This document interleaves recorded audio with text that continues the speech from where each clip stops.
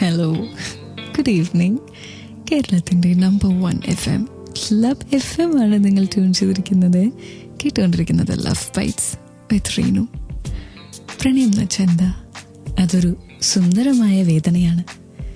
മനസ്സിൽ ഒളിപ്പിച്ചു വയ്ക്കുന്ന പ്രണയമോ അതിന് അല്പം കൂടി നൊമ്പരം അധികമായിരിക്കും.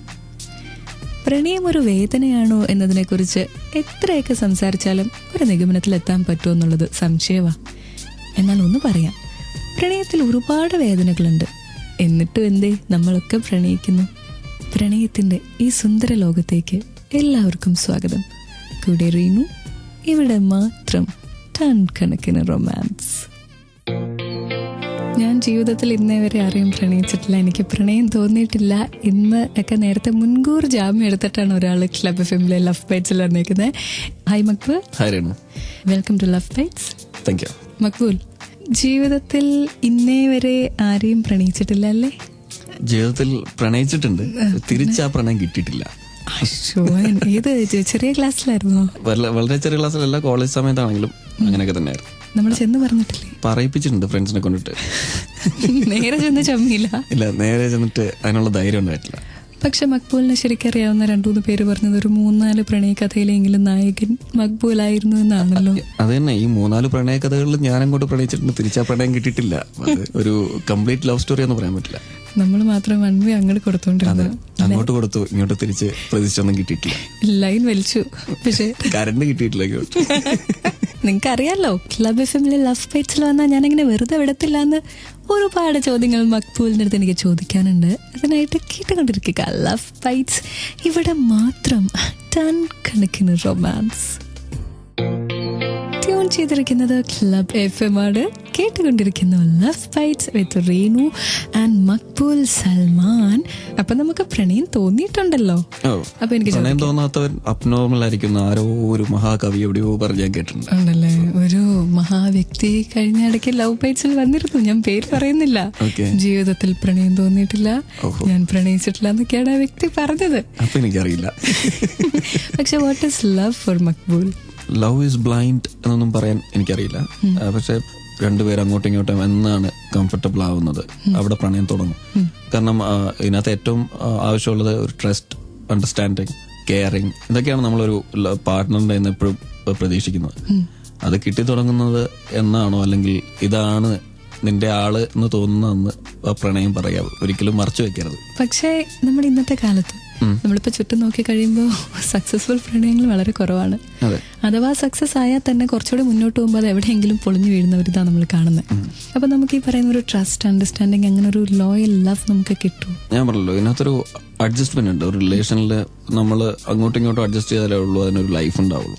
അന്ന് നമ്മൾ എത്രയൊക്കെ കെയർ കൊടുത്താലും അല്ലെങ്കിൽ എത്രയൊക്കെ സ്നേഹം കൊടുത്തു കഴിഞ്ഞാലും ഇത് കുറവാണെന്ന് ഒരാൾക്ക് തോന്നിക്കഴിഞ്ഞാൽ പിന്നെ അവിടെ ഒരുപാട് പ്രശ്നങ്ങളാവും. അങ്ങനത്തെ പ്രശ്നങ്ങളൊന്നും ഇല്ലെങ്കിൽ എനിക്ക് തോന്നുന്നു എന്നും എല്ലാ സമയവും പ്രണയത്തിനൊരു ലൈഫ് ലോങ് ഗ്യാരണ്ടി കൊടുക്കാൻ പറ്റും. നമ്മൾ പ്രണയം മനസ്സിൽ തോന്നിയിട്ട് മാത്രം കാര്യമില്ല, അത് അയാൾക്ക് മനസ്സിലാക്കിക്കാൻ കൂടി മനസ്സിലാക്കി കൊടുക്കണം. ആൾക്കത് മനസ്സിലാവുന്ന രീതിയിൽ മനസ്സിലാക്കി കൊടുക്കാൻ ശ്രമിക്കണം. അല്ലെങ്കിൽ നമ്മൾ എത്രത്തോളം ഓവർ എക്സ്പ്രസ് ചെയ്താലും അയാൾക്കത് മനസ്സിലായില്ലെങ്കിൽ പിന്നെ നമ്മൾ സ്നേഹിച്ചിട്ട് കാര്യമില്ല.